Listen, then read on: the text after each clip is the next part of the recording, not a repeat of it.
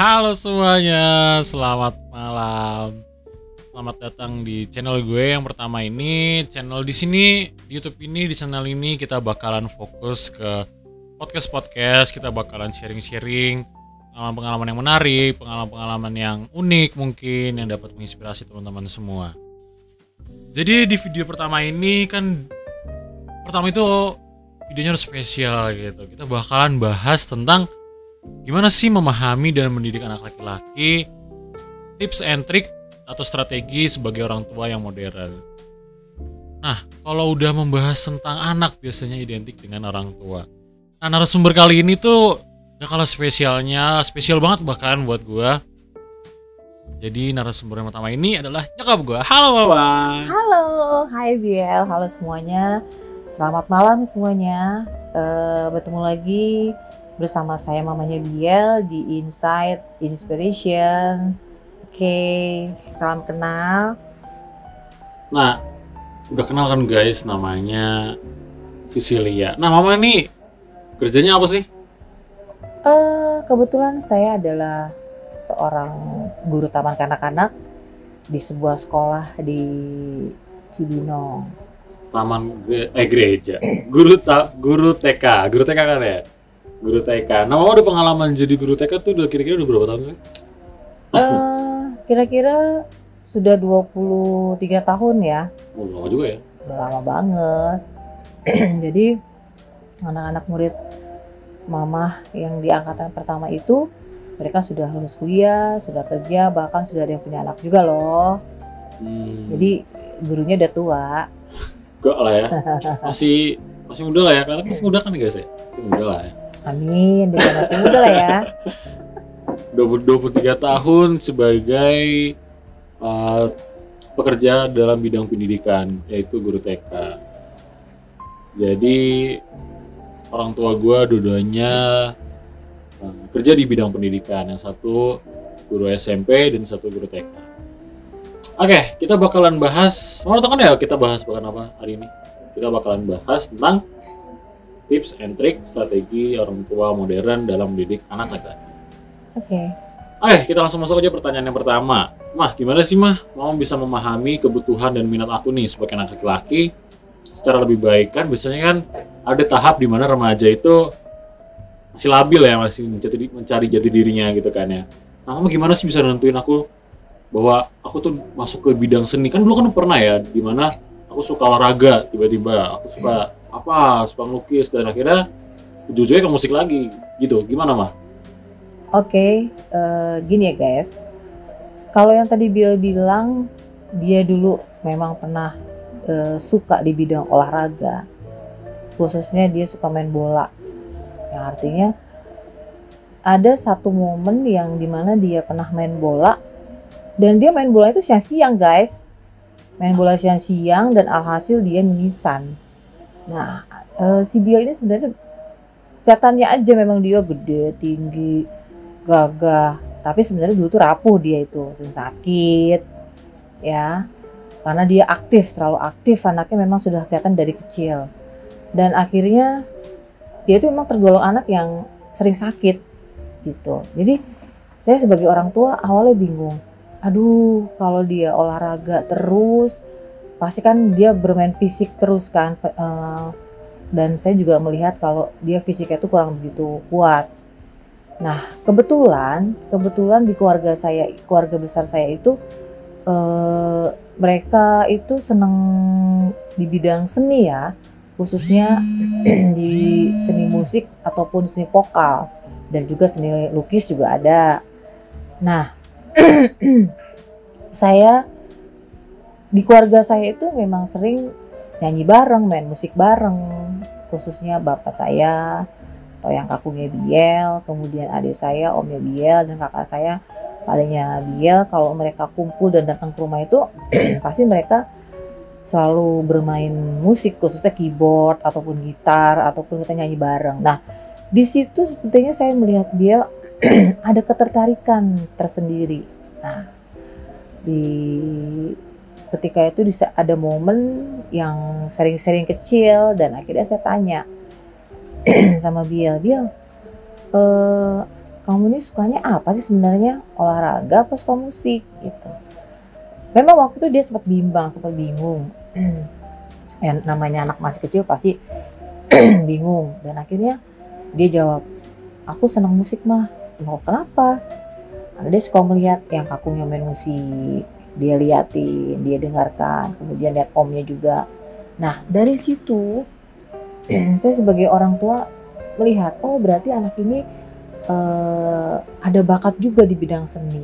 Dan akhirnya saya dengan papahnya berniat, oke, kalau memang kamu suka di bidang musik itu Biel, yuk nanti kapan-kapan kita ke toko alat musik ya, kita beli musik. Walaupun waktu itu saya hanya beliin dia gitar, gitar listrik ataupun gitar akustik gitu. Ya udah, akhirnya kebetulan saya pun juga bisa main gitar, dan ketika itu ada momen yang yuk Bill kita main musik bareng gitu. Lama-lama Bill terbiasa main keyboard, terbiasa juga main alat musik, dan akhirnya dia sudah bisa sendiri tanpa kursus. Jadi kami semua di sini itu bisa main musik karena otodidak gitu. Jadi tidak ada yang kursus. Ya mungkin Tuhan sudah memberikan talenta yang luar biasa kepada keluarga kami, dan akhirnya menjadikan talenta itu turun menurun, dan turunnya akhirnya kepada dia gitu. Jadi ya saya sebagai orang tua saya terus mensupport dia dengan contohnya waktu masa pandemi itu kita coba bikin YouTube bareng yuk Biel. Ya udah kita nyanyi segala macam lah, nyanyi. Dan akhirnya kan kebetulan waktu pandemi kan cukup lama ya, kita selalu bikin YouTube, dan kita sudah punya beberapa YouTube ya Biel ya. YouTube kita nyanyi bareng, dan waktu itu ya bener-bener masih seadanya banget lah. Namanya kita baru awal-awal bikin, tapi nggak masalah. Artinya saya sebagai orang tua mendukung apa yang diinginkan untuk anak saya Biel khususnya, supaya dia bisa berkreasi dan dia bisa kreatif gitu. Nah itu sih, jadi sampai sekarang, sampai detik ini ya akhirnya darah seni itu mengalir dengan sendirinya. Dia di sekolah dia bisa ngiringin musik, ataupun dia bisa ketika kita lagi ada momen acara apa dia nyanyi, dia segala macam lah, dia mengeksplor dirinya sendiri. Dia menunjukkan bahwa nih aku bisa nyanyi, aku bisa main musik gitu. Dan akhirnya sampai sekarang kan dia bisa ikut paduan suara di sekolah, dia bisa ikut band di sekolah, itu pun juga tanpa saya paksa. Biel itu tipe anak yang dia mengikuti semua kegiatan itu. Kadang saya dengan papanya pun tidak tahu. Itu hanya karena keinginannya dia sendiri. Bukan artinya semata-mata saya, oh Biel kamu harus kayak gini. Enggak. Saya bukan tipe orang tua yang seperti itu. Saya pengen ya sudah, kamu berkembang mengalir dengan diri kamu sendiri. Dan akhirnya saya pun kadang-kadang kaget, loh kamu ikut ini Biel, iya. Dan akhirnya yang saya dengar terakhir bentrok dengan kegiatan itu.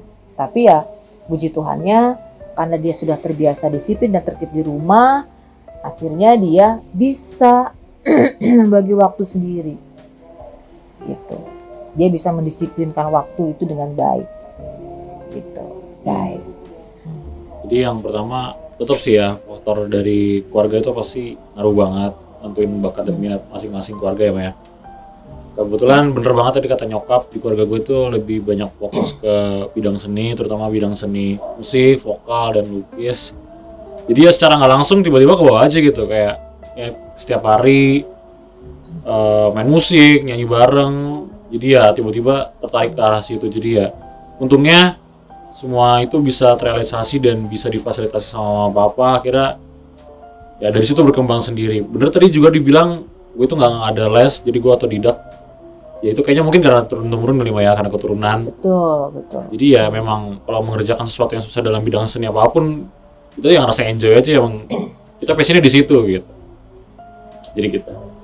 Oke, selanjutnya gimana cara mama bisa membangun hubungan yang kuat dan apa ya, bisa komunikasi gitu bareng sama anak gitu. Karena banyak banget cerita dari teman-teman itu takut, malu, nggak enak sama orang tua, mereka lebih nyaman dengan temen ceritanya. Tapi mama bisa apa ya, memberikan trusted kepercayaan ke aku buat cerita. Itu gimana mah? Karena kan susah banget ya. Oke. Gini ya, saya itu selalu melihat banyak sekali orang tua yang mengekang anak-anaknya atau bahkan sangat keras didikannya terhadap orang tua dengan anak. Nah, saya sebagai orang tua sih tidak mau seperti itu. Karena saya pun juga pernah merasakan ketika kita dikekang orang tua, ketika orang tua kita keras, dan akhirnya itu terhadap psikis kita sendiri jadi tidak baik gitu. Nantinya kita menjadi nggak dekat sama anak, yang akhirnya anak itu juga merasa takut, dan akhirnya saya jangan sampai anak itu merasa nyaman di luar. Nah, itu akan lebih berbahaya. Makanya saya selalu menerapkan sama Biel bagaimana Biel itu bisa nyaman di rumah, yaitu dengan cara pertama saya memfasilitasi apa yang dia butuhkan, dan juga itu bisa bersifat positif ya. Artinya kan kalau dia mencari kebebasan di luar, mencari kesenangan di luar, itu kan ya banyak sekali sekarang anak-anak remaja sekarang itu berbuat yang tidak baik di luar karena melampiaskan kekesalannya dia di rumah dengan orang tua, nggak nyaman di rumah, akhirnya dia melampiaskan di luar. Nah, saya tidak mau seperti itu. Dan akhirnya dia berontak segala macam, saya nggak mau. Ya dengan kedekatan aja, contohnya dengan komunikasi yang baik, dengan cara misalnya, ya jujur ya, saya pribadi saya tidak pernah memukul Biel, atau saya mencubit Biel, atau saya sampai membentak ke Biel atau apa, saya tidak pernah. Karena saya pikir ketika saya membentak anak itu,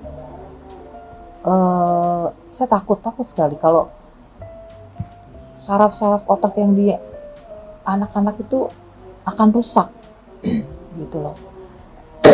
Dan saya takut banget itu. Kemudian juga saya juga takutnya kalau kita marah, dengan amarah kita ya akhirnya terucap dengan kata-kata yang tidak baik. Nah, itu saya tidak mau. Jadi saya tekankan kepada dia, ya udah kita saling komunikasi. Ketika dia sekolah, ya saya tanya, kamu sudah makan belum, atau sudah sampai sekolah belum gitu. Ya itu. Kemudian saya tanya, nanti mau dimasakin apa? Ya, artinya dengan komunikasi yang baik.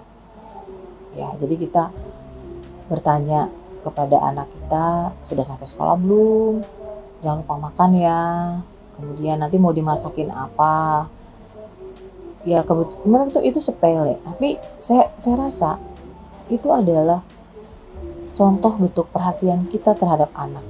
Ya mungkin kebetulan saya punya anak hanya satu ya, dia termasuk anak tunggal, jadi ya saya hanya bisa fokus pada Biel gitu. Dan kemudian saya tanya, nanti mau dimasakin apa, dan dia bilang masakin ini mah gitu. Jadi saya masak itu dengan apa yang dia suka. Itu sih sebenarnya hal-hal seperti itu yang saya lakukan, tapi ya buat anak mungkin itu sesuatu yang sangat berarti sekali gitu ya. Paham. Berarti yang pertama itu adanya komunikasi yang baik terhadap anak, kemudian coba meluangkan waktu gitu kali ya, menyediakan waktu, spend time untuk ngobrol sama keluarga bareng-bareng. Udah lakuin apa aja nih selama seharian, mungkin kalau ada masalah kita selesaiin bareng-bareng sama keluarga. Nah, biasanya keluarga begitu guys, kayak kalau misalnya ada masalah kita selesaiin bareng-bareng, kita coba runingin bareng-bareng, jadi kita nggak pernah ada yang namanya ditutup-tutupin gitu. Kemudian mungkin kalau dari orang tuanya coba memahami apa yang anak suka kali ya, jadi anak yang suka itu apa, mungkin saling terbuka. betul, saling terbuka, dan yang paling penting tadi itu sih, memfasilitasi. Mungkin anak itu akan merasa nyaman ketika hobi atau minat dia bisa didukung sama, disupport sama orang tuanya. Oke, selanjutnya yang terakhir nih, Ma. Gimana sih mama itu bisa mengajarkan anak laki-laki bagaimana dia bisa mengatur emosi dan ekspresi yang sehat? Oke.